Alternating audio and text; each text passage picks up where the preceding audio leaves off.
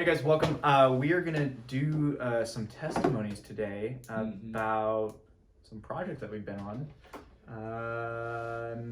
In case you're curious, we both have been in the field. I've got a little bit field seniority on Sid, He does. but he's been around this thing forever, so he knows a lot of the ins and outs and like the everything other than the field stuff. Yeah, so we've all been. Our entire company has been in the field. Everybody's Everybody been who in the works field. for us has been in the field. Not many of us, but every one of us has been in the field. We all had our start there, and the reason we say that's because we know, number one, there's a lot of fun stories that we'll share today, but then also like we know what we're doing. We're not talking out of just a sales meeting or just a sales understanding, but deeper like experiential understanding of systems and inspections and the whole bit. So, all right, how about you kick it off? What story you want to talk about today? I was thinking about all of the interesting like projects I've been a part of, some of our larger scope ones that are across whole cities and stuff. But I think the most interesting one for me was one of the early ones when I joined Sonic, and basically we were called out to do a confirmation because a company had been told that their data center needed a full system replacement, that it was in bad condition, and they got a bid for $2 million to do. Yeah, it was a large number, an obscenely large number for fire sprinkler systems, but it was pre-actions in a data center, so it makes sense. And basically, their facility manager said that doesn't make any sense, and he called, did some research, did some digging. And do you know how he found us? Was it just our website? I think he found us through our website. Just a straight up website, which is like, if you're a sales guy, like that's the dream. That everyone would go to your website and find your stuff and go, wow. It doesn't happen very often for us. Well, we have to do a lot of digging. I think it was we're the company out there that does non-invasive inspections. So when you Google non-invasive inspections, it's us. Yeah, it's us. So it's kind of hard to miss. It's hard to miss, But anyway, so the guy calls us up and says, "Hey, here's the deal," and he tells us the whole story. And he says, "Will you come out and do an investigation, like scan my system, look for problems?" Yep. So we show up, and I think it was a full 5 days we were on that site. I can't remember exactly what it was, but I was there with my operations manager, Chad, and we scanned literally from the valve at the riser, every 20 feet of pipe all the way to the end of the cross main. And then it had a couple of branching cross mains. We scanned all of those. And then we hit not every single branch line, but as many as we get our hands on in the days that we were allotted.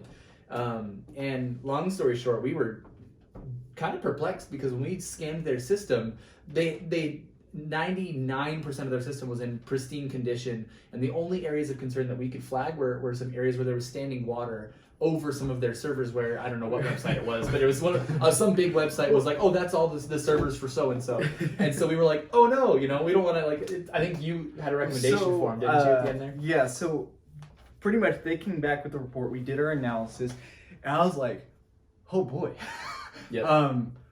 I do not want to be. Wow, we got to get this solved really quick. Pretty much. Right. So I gave the guy a call. I said, hey.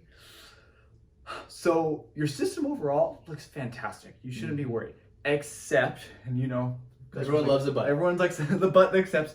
But we found about 2 60 to 100 foot sections of pipe that are holding water directly over your servers, and we identified pretty much where the water stops. But I want to make sure that you take extra coverage, probably an extra 20 feet, 30 feet of taping off and preparing the servers for this. For opening and draining the system. Yep.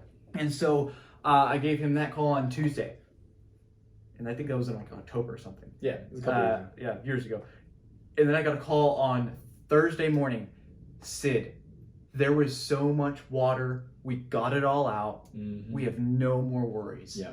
And we're adding 2 drains in. That's awesome. And so it's huge. And if you know dry and pre-action systems, water is the nail in the coffin. Like that stuff, it gets in there usually during your trip tests or there's a couple other reasons it can get in there. And if you don't get it out, it's just going to eat your system alive. Yeah.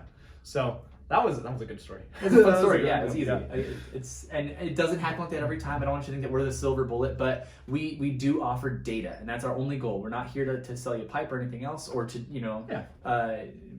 be on either side of an argument. We're just here to say, hey, based on the empirical data that we have, here's where your system's at. Yeah. We notice that there's no wall thinning. We notice that there's no signs of corrosion or obstruction or material building up in that system that's dampening our sonic energy. So you're in good shape, but we did notice that there's some standing water, there's some trapped air where it shouldn't be, and you want to get rid of that because that's going to corrode. Yeah. So as far as I know, that facility is doing fantastic. Yep. And And they're very happy. they're very happy. So Because that repair cost was a lot less than that that replacement was a cost. lot less. They went from a $2 million bill to I don't know what the final bill was, but Doesn't less matter. than, yeah, I can't tell you. Way under 10%. Yeah, yeah. And that's our goal. Well, hey, thank you guys. That was testimony number 1. Testimony number 1. And we'll see you for another one. Yep. Cool.